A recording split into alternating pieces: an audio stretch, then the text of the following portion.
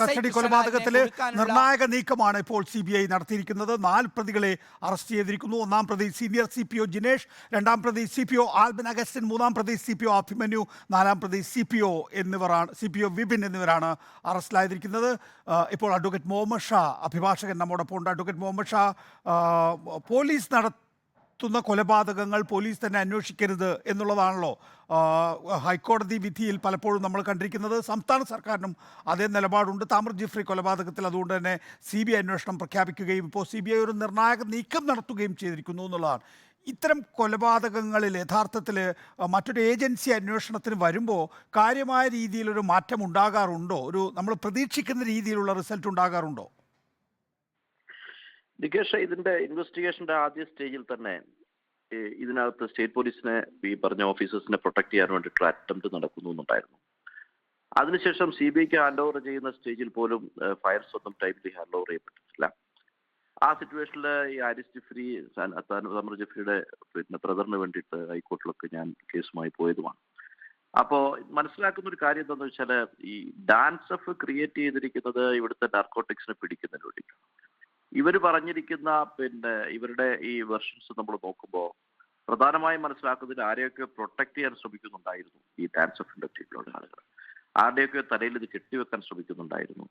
Frame ചെയ്ത് police എങ്ങനെയാണ് ഒരു കേസ് ഫ്രെയിം ചെയ്യുന്നതിനുള്ള ടിപ്പിക്കൽ കേസാണിത്.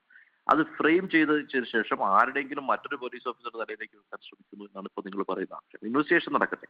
ഇൻവെസ്റ്റിഗേഷനിൽ ഇതിന്റെ വ്യക്തമായ പ്രതികളായിട്ടുള്ള ഓഫീസേഴ്സ് ആരായിരുന്നാലും അവർ പിടിക്കും. അപ്പോൾ ഒരു ലോവർ റാങ്കിലുള്ള ഓഫീസേഴ്സ് 4 പേര് അറസ്റ്റ് ചെയ്യപ്പെട്ടിരിക്കുന്നുള്ളത് നല്ല ഒരു സിഗ്നലാണ് കാണിക്കുന്നത്. കാരണം ഏതിന്റെ പേരിലായാലും ഇൻവെസ്റ്റിഗേഷൻ എന്ന് പറയുന്നത് മാനിപ്പുലേറ്റ് ചെയ്യപ്പെടാൻ പാടില്ല എന്നുള്ളത് നമുക്ക്. പക്ഷേ അഡ്വക്കേറ്റ് മുഹമ്മദ് ഷാ, ഇതിനകത്തുള്ള ഏറ്റവും പ്രധാനപ്പെട്ട കാര്യം ഇത്തരത്തിലുള്ള പ്രത്യേക സംഘങ്ങൾ, അതായത് ഇപ്പോൾ ലഹരി മരുന്ന് പിടിക്കാനുള്ള സംഘങ്ങളാണ് എങ്കിൽ ആ സംഘങ്ങൾക്കൊക്കെ തന്നെയും കൃത്യമായ ഒരു ലീഡർഷിപ്പ് ഉണ്ടാകും എന്നുള്ളതാണ്. ആ ലീഡർഷിപ്പിൻ്റെ നിരീക്ഷണത്തിലും നിയന്ത്രണത്തിലും നിർദ്ദേശത്തിലുമാണ് ഇത്തരം CPOമാർ പ്രവർത്തിക്കാറുള്ളത്.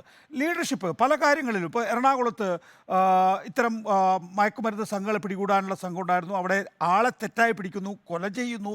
അത് കഴിഞ്ഞതിന് ശേഷം കേസിൽ പ്രതികളെ അന്വേഷിച്ച സമയത്ത് അത് വെറും പോലീസുകാരിൽ മാത്രമായി ഒതുങ്ങുന്നു എന്നുള്ളത് വളരെ നിർഭാഗ്യകരമായ കാര്യമല്ലേ? CBI വരുമ്പോഴും അവിടെ വലിയ നിലയിൽ മാറ്റങ്ങൾ ഉണ്ടാകാറില്ല.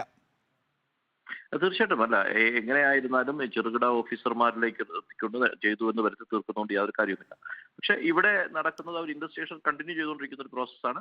ഇപ്പൊ അവർ കുറച്ചുപേരെ അറസ്റ്റ് ചെയ്തിരിക്കുന്നു. ബാക്കിയവർ എങ്ങനെ പോകുന്നു നമുക്ക് വാച്ച് ചെയ്യാം. ഞാൻ അതിനകത്ത് എൻ്റെ ഒരു അപ്രിഹെൻഷൻ ഞാൻ പറഞ്ഞത്, സ്പെഷ്യൽ ടീമിനെ കോൺസ്റ്റിറ്റ്യൂട്ട് ചെയ്യുന്നത് ഒരു സ്പെഷ്യൽ ഇഷ്യൂവിനെ അഡ്രസ് ചെയ്യാൻ വേണ്ടിയിട്ടാണ്. ആ സ്പെഷ്യൽ ഇഷ്യൂ എന്ന് പറഞ്ഞത് രാജ്യത്തിന് മയക്കുമരുന്ന് കൊണ്ട് നടക്കുന്ന ഒരു പ്രശ്നമാണ്. അതിനകത്തെ പ്രധാനപ്പെട്ട സപ്ലയേഴ്സ് പോലുള്ള ആളുകൾ അവിടെ രക്ഷപ്പെട്ടിരിക്കുന്നു എന്നൊരു ഫാക്ടർ അതിനകത്തുണ്ട്. അത്തരം സ്റ്റേറ്റ്മെന്റ്സ് ഒക്കെ അതിനകത്തുണ്ടായിരുന്നു.